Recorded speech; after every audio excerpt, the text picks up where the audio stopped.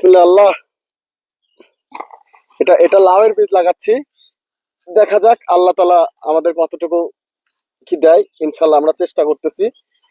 আহ, শসার বীজ, এটা হচ্ছে উস্তি, এটা লাউ এবং এটা হচ্ছে বরবটি। আমরা আজকে এগুলো লাগাবো। বিসমিল্লাহির রহমানির রহিম। আমরা এই জমিতে একদিন বলছিলাম যে আমরা বিভিন্ন চাষাবাদের সাথে যুক্ত থাকবো। তো আমাদের উদ্দেশ্য এর আগেও বলছিলাম আপনাদের যে কীটনাশক মুক্ত জীবন গড়ে তোলা। আসলে আমাদের চতুর্দিকে সার, বিষ, কীটনাশক খেতে খেতে আসলে আমরা ক্লান্ত। এই ক্লান্ততা থেকে আসলে আমরা কিছুটা বের হওয়ার উদ্দেশ্যে আমরা তরুণেরা মিলে আমরা নতুন কিছু তৈরি করার চেষ্টায় আসছি। আপনারা আমাদের সাথে। জমিতে দেখতে পাচ্ছেন পুরো জঙ্গল হয়ে গেছে, পুরো জমিটাই জঙ্গল হয়ে গেছে। আসলে এই জমিতে চাষ করা ছিল, কিন্তু চাষ করা থাকলেও আসলে আমরা ঠিক মতো সময় না দেওয়ার কারণে এই চাষযোগ্য জমিটা এরকম জঙ্গলে পরিণত হয়েছে। তারপরেও আমরা এখানে কোনো রকম ঘাস মারা বিষ স্প্রে করবো না ইনশাল্লাহ। না করে আমরা এর মধ্যে থেকে কিভাবে সুন্দর করে সবজি শাকসবজি লাগানো যায় সেটাই আপনাদের দেখাবো, এবং কতটুকু সফলতা অর্জন করতে পারি আপনারা দেখতে থাকবেন এবং দেখুন।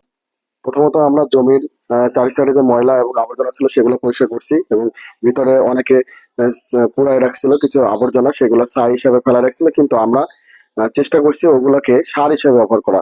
কারণ ছাই একটা উৎকৃষ্ট মানুষের জৈব সার হিসেবে ব্যবহার হয়।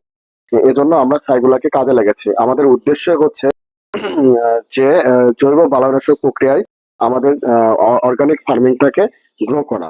প্রথমত আমরা জায়গাগুলো কোদাল দিয়ে কোপাই নেওয়ার পরে আমরা সেগুলোকে সুন্দরভাবে হাঁসটায় সেই ঘাসগুলাকে ফেলে দিচ্ছি। ফেলে দেওয়ার পরে আমরা ফসলের বীজ বোনা শুরু করছি। লাউ, শসা, করল্লা, বরবটি থেকে নানা রকম শাকসবজি বুনেছি। বীজগুলা ছিটাই, বীজগুলা পুঁতে দিছি।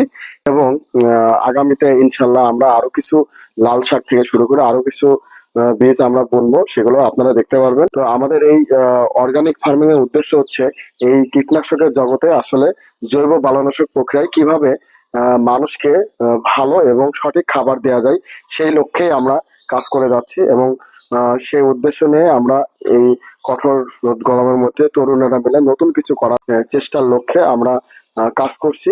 এবং এই কাজগুলো আসলে করতে হলে অবশ্যই নিজেদেরকে কৃষিকে ভালোবাসা লাগবে, কৃষির সাথে সম্পৃক্ত হওয়া লাগবে। তাহলেই গান এই কাজগুলো করে সবচেয়ে বেশি আনন্দিত হওয়া আমরা যাবে। এই দেশি প্রজাতির বিভিন্ন শাকসবজি বীজ লাগালাম। এই গরমের মধ্যে আসলে আমাদের কাজ করার অভ্যাস নাই। সার, বিষ ও কীটনাশকের ব্যবহার কমিয়ে আমরা সুন্দরভাবে যাতে ফসল উৎপাদন করতে পারি। আমাদের জন্য দোয়া করবেন। আসসালামু আলাইকুম রহমতুল্লাহ বারাকাতুহু।